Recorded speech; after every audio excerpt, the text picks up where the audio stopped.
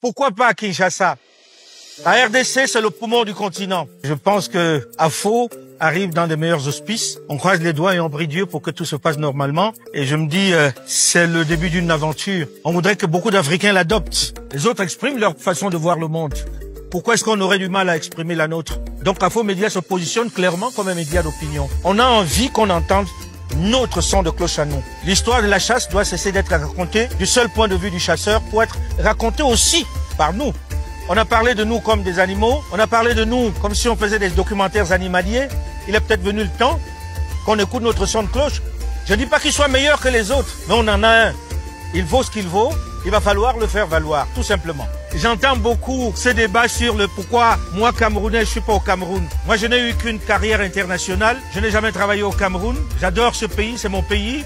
À un moment de ma carrière, je ne dois pas me brider pour être seulement au Cameroun. Je pense que ma vie professionnelle doit être la plus transversale possible et que Kinshasa fait partie des pays où je suis venu très régulièrement. Je viens dans ce pays depuis 1989. C'est un pays qui m'a adopté.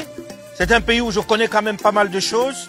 Et c'est le cœur de l'Afrique. Alors nous avons choisi les meilleurs artistes sur le continent pour venir ici célébrer le début du narratif africain. Et à partir du 8 donc, sur les plateformes AFO Média, puis certaines radios partenaires comme Equinox commenceront à diffuser le dimanche d'après. Puisque AFO Média n'est pas en concurrence avec les autres médias. Nous sommes un média qui veut s'ouvrir aux autres. Par conséquent, les principaux partenaires sont Equinox, Vox et quelques autres.